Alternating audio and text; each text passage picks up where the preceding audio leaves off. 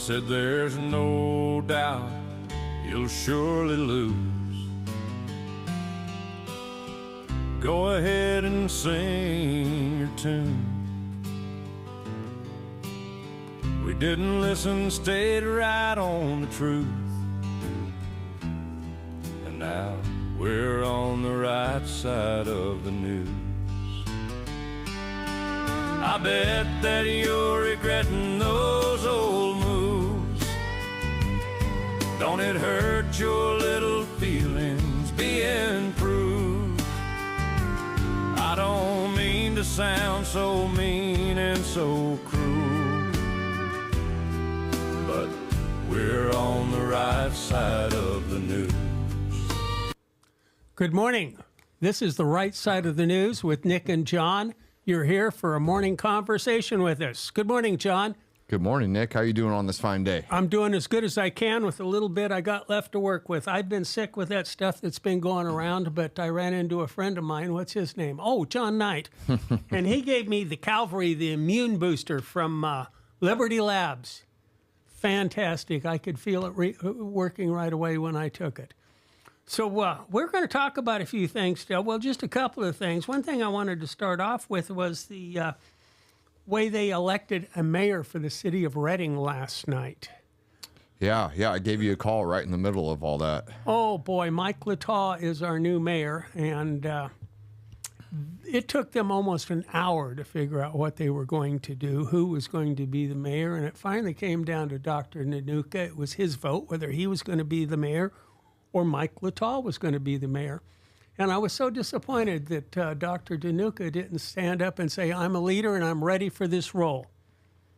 But he didn't. He wanted to go with tradition, and Mike Lataw is our new mayor, and we're going to see how it rolls this next year. I think it's going to be quite interesting. This last year was kind of divided, and I expect the same thing this time. I expect Vanessa to be ganged up on again. And it's a disappointment because the things that she brought out about the budget is just eye-opening. We've never had that transparency before with the city of Reading and about the budget. And they tried to put the nix to it this year because I remember a video with Barry Tippin about a month or 6 weeks ago.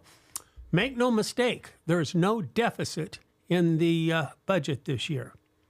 Well, geez, Barry. How come we're having a workshop on what we're going to have to cut and what we're not going to have to cut? Yeah. You know, we've got a spending problem, and it's something that we really need to talk about because I don't think people can afford to pay any more taxes. You know, I think that the lemon's been squeezed as much as it can. You know, have you ever seen Robin Hood, the old school cartoon?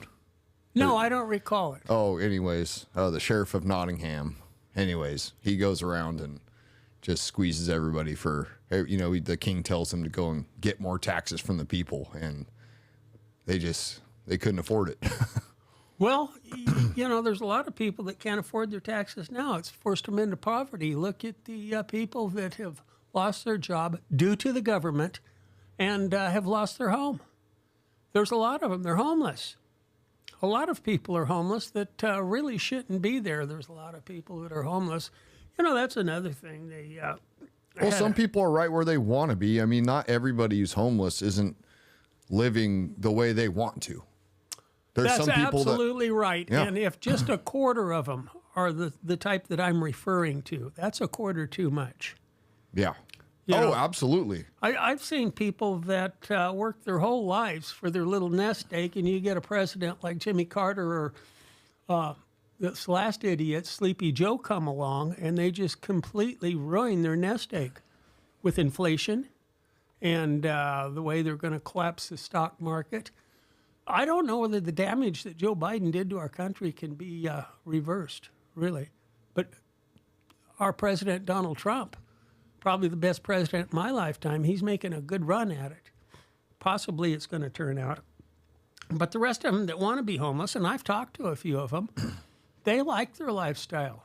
Not working, got enough money to get by, can do drugs, nobody to tell them what to do. And it's a shame. But, you know, we don't understand that either. us people that are functional, that have worked all our lives, that have some assets, that paid for our assets ourselves. It's a socialist system when they take from us and give to them. Yeah. And, I compare that to the other side in the supervisors' meetings. I came to the conclusion that they're socialists. Yeah. They claim that they're Democrats, that they're leftists, far leftists, whatever, but they're socialists. They want to take from the working man and give to the non-workers. And you look at the teaching profession. I would say maybe a quarter of the teachers are dedicated, want to be there. The rest of them are there for the benefits. A steady job that pays pretty good, a good retirement. And I think that when you see all the people that graduate from high school that can't read, it shows that they're doing a sloppy job. I read something 3 or 4 years ago that 1/3 of the kids that enter their freshman year of high school in California don't finish high school. Well, just wait until nobody does homework anymore, because anybody can already use AI to do all their thinking for them. And I mean, if people ever get disconnected, this new generation, or even, people older, are relying on AI now for everything. And I think it can be a useful tool, but I mean, a lot of people are live in the classroom at college level, university level, and they're sitting there with their AI instruments listening to everything that's happening and what they're supposed to do, and the AI is doing it, all the work for them right there. There's no homework. It's all just, they don't have to do anything. They don't have to think. I don't think a lot of, a lot of the people older my age that are technologically challenged, you might say, realize how much AI is infested into our society right now.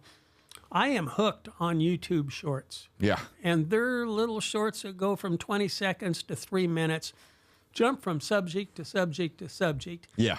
And I came to the conclusion that 2/3 of them are AI generated. Oh, yeah. And what brought me to that conclusion is I see these bleeding heart stories about wild animals.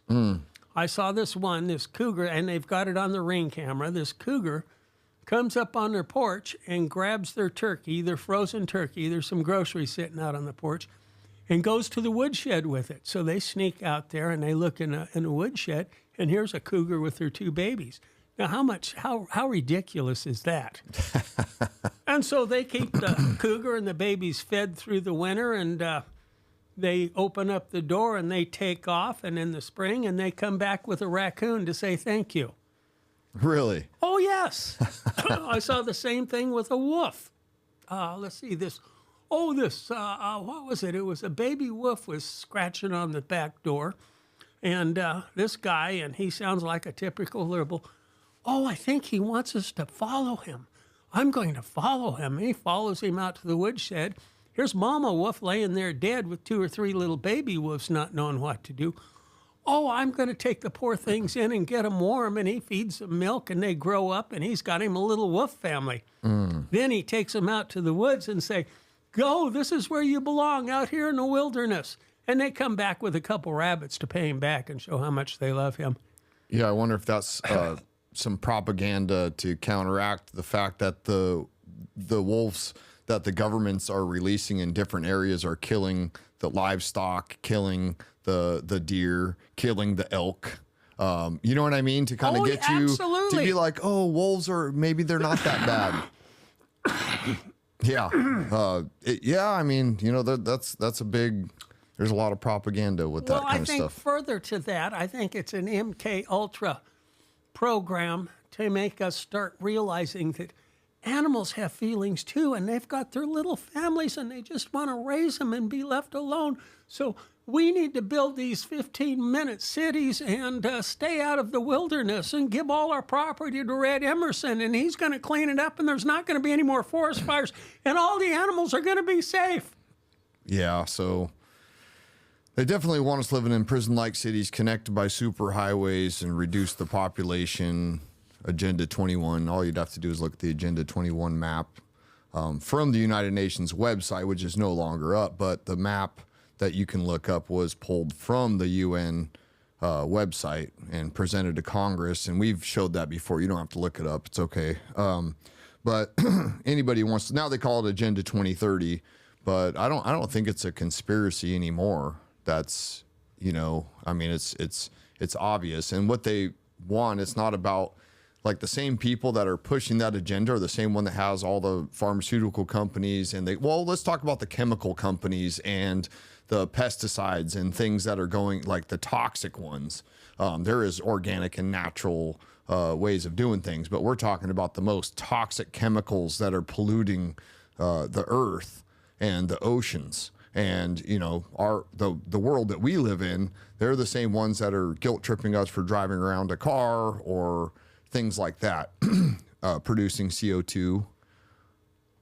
Who cares about all the toxic poisons that they put into our environment that are probably giving people cancers and autoimmune disorders and estrogen mimickers that turn you into a limp-wristed, wimpy, the non-man. No Adam's apple. Yeah, it's sad, and it's not. I have nothing against gay people, and it's not even a matter of being gay or not. It's a matter of, like, even men that are not gay, the man has been taken out of them. They're just That's real right. and that's not just through social engineering, but there's a in our environment, we're exposed to things and through the food that actually change our hormones. Well, you know what I believe you're going to see happen here in the future is plastic's going to be completely eliminated. They're finding out how bad it is for us. We've got microplastic in all of our organs. Yeah. All through our bodies. They've taken, and you can't get a plastic bag at a grocery store or any other place right after the first. And a lot of the stores, Winco and Walmart, don't even have plastic bags anymore. It's all paper. So a wise investment might be to invest in somebody that produces paper products that are going to be needed. I've noticed that in restaurants where styrofoam isn't so much given to you for your to-go order. They've gone to paper products and that kind of stuff, and they're easing it in. That's a perfect example of, hey, save a tree, but then the alternate is Snort some plastic. Inject some plastic because it's in your blood system. That's right. And you're dependent on it. Look, I don't like clear cutting and killing every old growth tree that exists on the planet at all. But I think if you have a smart way of doing forest management, you know what I'm saying? Trees grow back. Once you put the plastic and all these toxic chemicals into, hemp was huge, and industrial hemp used to be used for all kinds of things, and then DuPont came out with all this miracle plastic, and then we kind of got away from making things with hemp and went a lot more into the plastics, and it just, hey, save a tree, but let's poison the earth with these microplastics. There was a big push 4 or 5 years ago to legalize hemp growing, and they didn't do a good job of convincing people that this hemp they want to grow for industrial is not the kind of hemp you get high on, unless you got a good imagination. Right. But, it was pretty much knocked in the head. Yeah. And I remember my wife, she would bring home hemp seeds, little bags like this full of hemp seeds, and put it in our salads and that type of stuff. Yeah. But it was good for you. No, the omega fatty acids in the hemp seeds are really good for you. Yes. And I think anything that God made has some kind of use. Obviously, there's some things that was God made that can poison you, and I don't know what purpose some of that stuff serves, and I feel bad for the people that kind of figured that stuff out through. Well, it's weeding out the coals. Well, no, really, that's what we've done as a society. Nature's rule is survival of the fittest, and we as a society, starting with Lyndon Johnson's Great Society, where we feed the weak, where we coddle the weak instead of making them live on their own and survive on their own. We even paid them to have offspring, and that has really degraded our society, in my opinion. Yeah. I mean, it definitely goes against nature. Yes. Yeah. Yes, and we're paying the consequences now. We've got all these people that we're supporting, and I think about half the government workers could fit in that category too. I see a lot of them. I don't think they could survive in the private sector. Yeah. Yeah. 100%. But getting back, you mentioned fatty acids. Yeah. And anytime you mention acid, I automatically think of LSD. I graduated from Enterprise High School in 1969, and LSD became a fad probably about 65 or so. Mm-hmm. And there was a few people that used a little too much. Oh, yeah.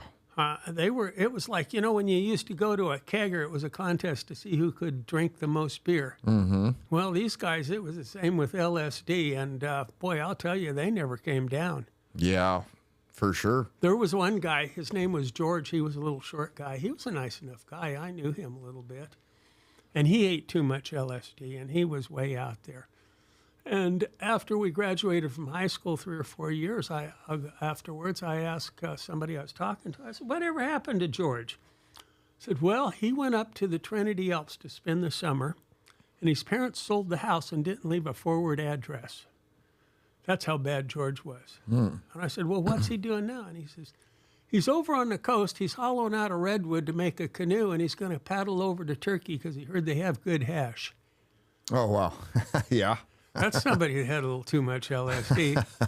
And then there was a group that, it was 4 of them. One of them, Rich, he had a brand new Mach 4 Mustang. Mm-hmm. Nice car. He had a big inheritance. And they were on Shasta Dam going about 100 miles an hour, and they had their arms out the windows pretending they're flying. And they ran out of dam. They ran square into that great big wall at the end of it and got busted up.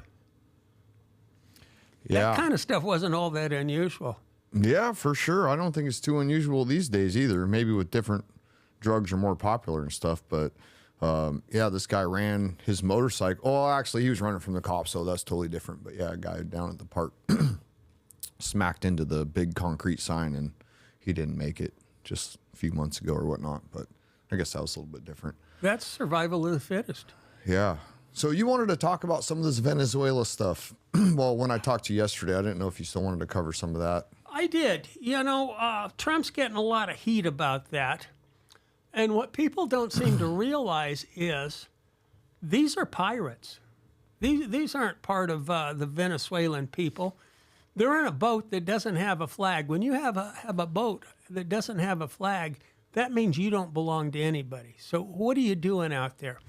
I hear a lot of criticism. I was reading comments on some of the local propaganda online newspaper, and one says, well, they can't get anywhere with a boat that has 4 250 horsepower outboards on it. They can't pack enough gas. Well, I saw a picture where they had gas barrels in there, and I read an article, and one guy's the driver, the other guy's got a pair of binoculars, and he's kind of the navigator. And the other guy, his sole job is to keep them motors in gas. And they had these drums on there, 6 or 8 of them, full of gas. And they're not just going out 100 miles or so. They're going all the way across the Caribbean to deliver that stuff. 100%. And I hear these socialists that say that we've got no business down there bombing them. Well, we certainly do. Let's see. I've got a few things. I'm not big on intervening in other people's stuff, but if they are bringing drugs in, at the massive levels, so I kind of was doing a little bit of research because I was like, well, what about China and stuff like that? Well, I guess the biggest bust in recent history was stuff coming over from Venezuela. So it does seem that they are bringing, that's affecting us. That's an attack on us. So. You know what I mean? I don't think there's any question about that. Yeah. So, and as far as going, just to back up what you were saying about the fuel barrels, I was in Belize, and we were out on the barrier reef, and we were doing little snorkeling and spearfishing, stuff like that. And me and my wife, before kids, actually. And then we found a 55-gallon barrel of fuel out in the middle of the ocean. And diesel fuel, and fuel's expensive in Belize. It's a lot more expensive than the U.S.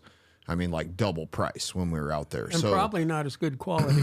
I don't know that, but when the guy who took us out fishing saw that 55-gallon barrel, he's like, "Hey, can we get out of here?" Because he was really excited about it. So it was probably, I don't know if it was maybe $550 worth of fuel But that was a lot to him. I mean, money is, there was people out there that worked all day for, $30, 10-hour days, equivalent. It's a very, very poor country. But anyways, yeah, I saw it firsthand. We found a 55-gallon barrel of fuel. That was probably from one of those submarines or one of those ships. They probably had to let it go because they were getting chased, Sure, or hopefully they got blown up.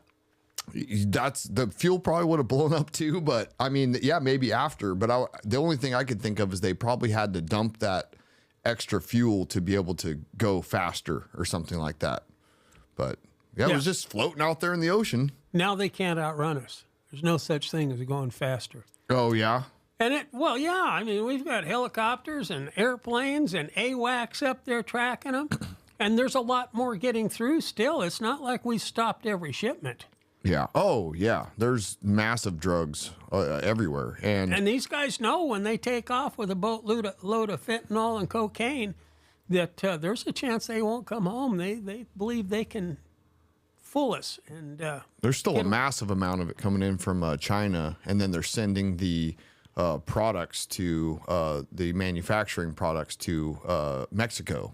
Yes. And then it might not directly be coming from China, but the materials are going to Mexico from China, and then they're being manufactured in Mexico and then brought over the border from there. But sure. Yeah, we got some serious drug problems that are not homegrown. Oh, yes. And people were complaining about the one they blew up, and there was 2 survivors. And I was reading about it, and we went ahead and blew up and killed those 2 survivors. And, well, this isn't, according to the Geneva Convention, this isn't legal, that we're war criminals now and all this and that. Well, the fact of the matter is it isn't a declared war. And they were pirates, and that's what we do to pirates since the Navy was created. And it was created specifically for pirates. You're going to have to take over. Okay. Well, maybe we'll take a minute to talk about these Liberty Lab supplements. These are, I mean, there's nothing like it. This is all made in the USA, all natural and organic inputs. Everything is bioavailable. There's no garbage products in here. A lot of people with supplements, they use very low quality inputs because some people just think vitamin C is vitamin C, or whether it's D or amino acids or whatever. There's a lot of different derivatives and different ways to manufacture these products. And these products are made from the way that God made them, or Mother Nature. They're not synthesized products, and they're not waste products like cyanocobalamins and things like that. You can kind of look into how those are manufactured. It's pretty disgusting how we get, just like the food supply, a steak's not a steak. Do you have a steak from a cow that's been pinned up and eats GMO corn all day and shot up with RBST to make it 40% bigger and fed antibiotics because it's sick because it's living in close quarters in its own feces, versus a cow that's free range that never gets any of those toxic or poison things, that's never fed GMO corn? A steak is not a steak. I mean, there's different qualities of meat. There's different qualities of vitamins and minerals and herbal supplements. Well, the Vitalize Plus, this is my favorite product, like, period. There's over 100 ingredients. And so I used to take 10 or up to 15 different products for me and my family to be able to get everything that my body needed. And this has all the vitamins, minerals, aminos, chlorellas, spirulinas, NAC, and acetylcysteine, a lot of things that you would have to take individually, or maybe 3 different products. This has over 100 ingredients all in one, and it's kind of a life-changing thing, because not only do you have to spend the money on buying 10 or 15 different products to get everything that you need, the amount of time it takes to take all those different things is like, it's just such a big chore that you're not going to take them consistently. But anyways, we have another one. I mean, so that's the Vitalize Plus. This is for people 40 and over. It has extra products in there for people that are over 40. The Vitalize is the same thing, but for people under 40. There's about a dozen less ingredients in there because you don't need some of those inputs that are made for people that are over 40. The high velocity is basically it's like a sport enhancing electrolyte formula, but I take it whether I work out or not. I actually prefer to take the Vitalize Plus and the high velocity at half strength, and it gives me a lot of energy. Personally, that's the way I do it. But this is an amazing product. I don't market it this way, but it works so good that if you did drink too much whiskey the night before, the next day, if you take this in the morning, you'll start feeling better almost instantly. And that's how you can know how powerful it is at hydrating you. But you'll notice you'll go through the whole day when you take this stuff, how much energy you have at the at the end of the day. Are you endorsing going out and drinking whiskey tonight and try that in the morning just to make sure it works? No, I quit drinking. I'm a boring straight edge person now. Good for you. Yeah. So the Magnum is all 7 bioavailable forms of magnesium. This product is pretty freaking amazing. You'll wake up. I take it when I'm sore. I don't take it every night, but it helps with nighttime recovery. And when have a lot of pain at night because I fell 2 stories, broke both my legs and my back, and I've got some other injuries and stuff like that too. But when I'm really hurting that day, I just take it that night, and I wake up a little bit earlier and more rejuvenated, and I have more energy. People are really enjoying this one. And yeah, that was the Vitalize. Oh yeah, the Cavalry. This has 31 different products in it. This is an amazing immune boosting product. There's nothing like it. It's got the NAC, the quercetins. It's got all the vitamins and minerals you need, and it's got a lot of different herbs in there as well. But this, I mean, I've had people who are sick for a couple weeks who start taking this, and they actually start feeling better within a couple hours. They can feel it working. But even if it doesn't work that quick, you can definitely nip it in the bud a lot faster. So far, everybody who's taken this product that was sick has definitely noticed a difference. Not had one complaint. It's all 5-star reviews. If you use the discount code MTM for Mountaintop Media, MTM10, you get a 10% discount. You can look it up at LibertyLabsSupplements.com, or an easier way to look it up that takes you to the same place as LibertyLabs.store. LibertyLabs.store will take you there also. But MTM10, I'll personally, if you buy some, I'll personally make it up to you. If you don't like it, I'll take care of it. If you live here in Redding, come and talk to me. I'm a believer in it. All the ingredients are natural. Yes. You know what a lot of people don't realize is how a lot of the things they put into our supplements and our food supply and everything else is a byproduct of something they need to get rid of. A good example is that stuff they put on your teeth to make them not decay. Oh, the fluoride. Fluoride, yes. That was done on a study down in New Mexico where there was a natural source of fluoride where a spring came out. Yes. And they noticed that the Indians didn't have any cavities. Yep.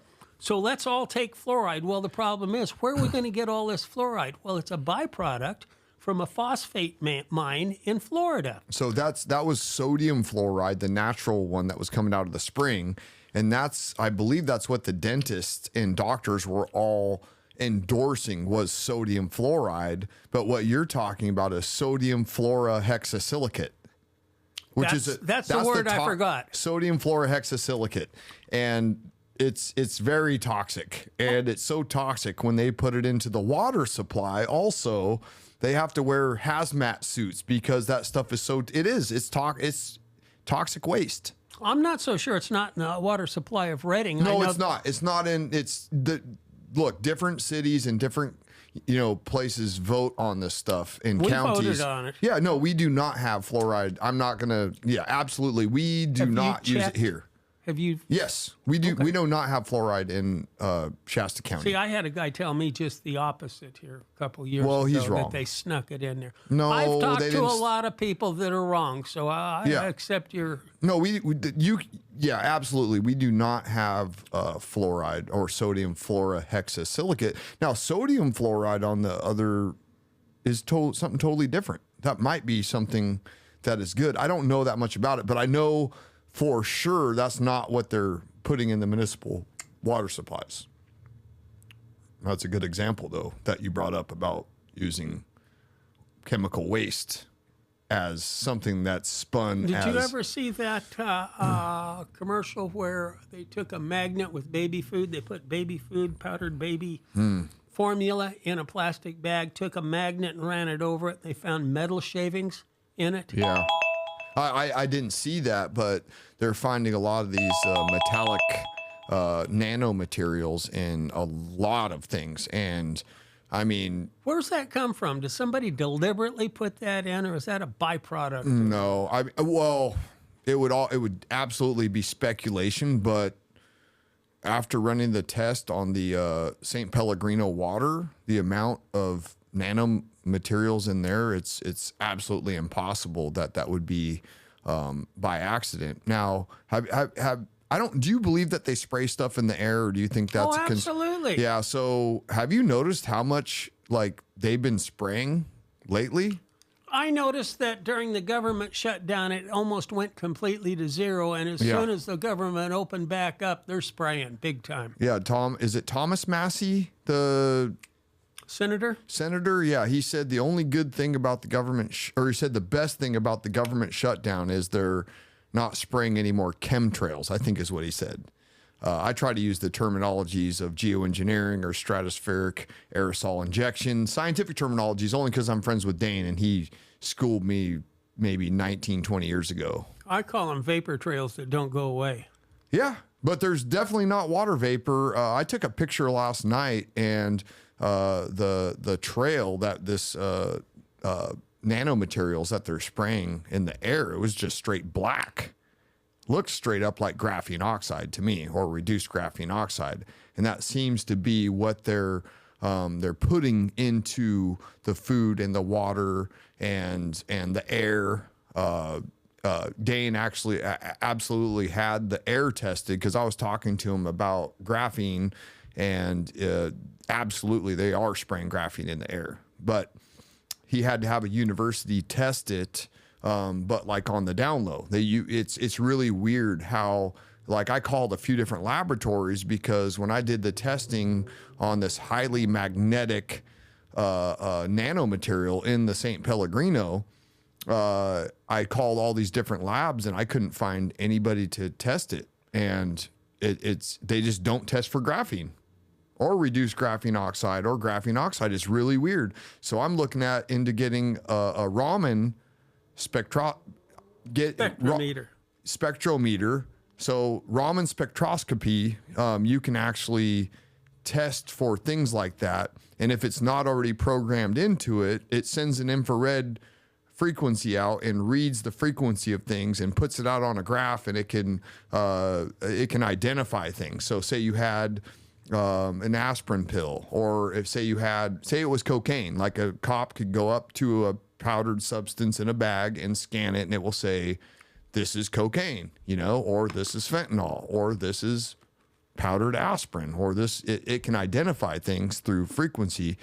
And so it's really cool. I really want one of these portable. They're like 10 to 20 grand, so I haven't really had the extra money to do it. But long story short is, even if it doesn't have graphene oxide, you can order graphene oxide or reduced graphene oxide for experimental things, because it's used for all kinds of crazy experiments. But you can order it so 100% for sure you're getting it, and then you can program that. You can scan it and program it into your actual spectrometer.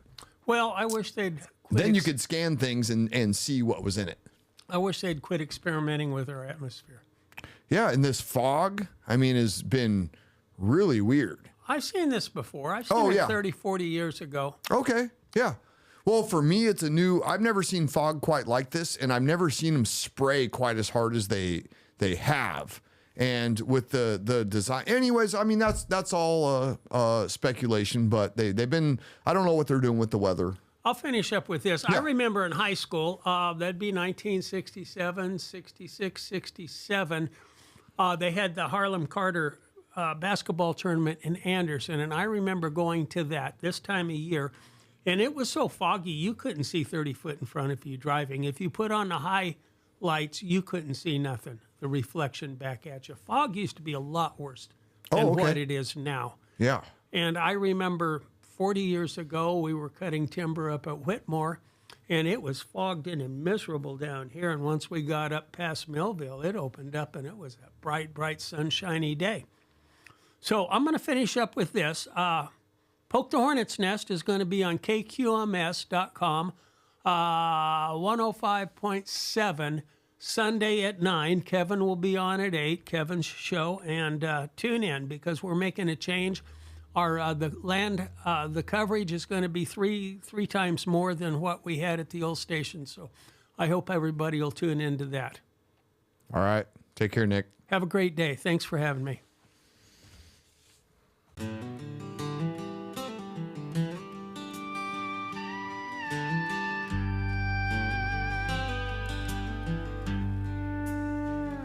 They said there's no doubt you'll surely lose.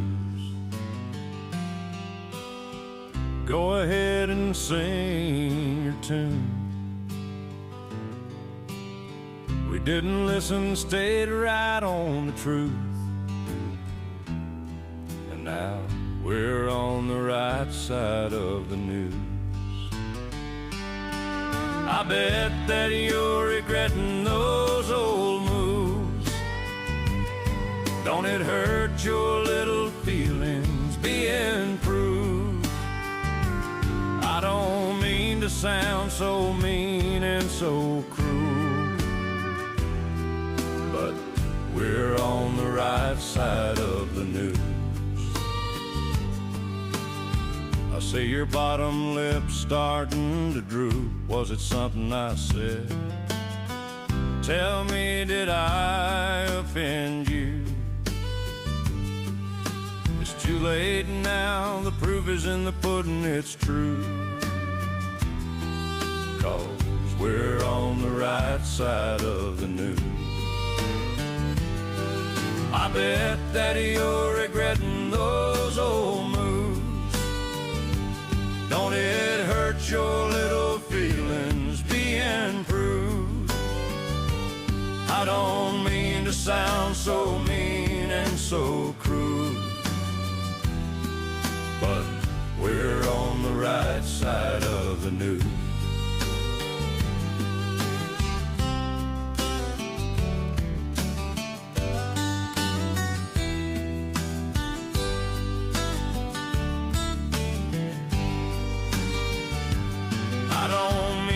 Sound so mean and so cruel, but we're on the right side of the news.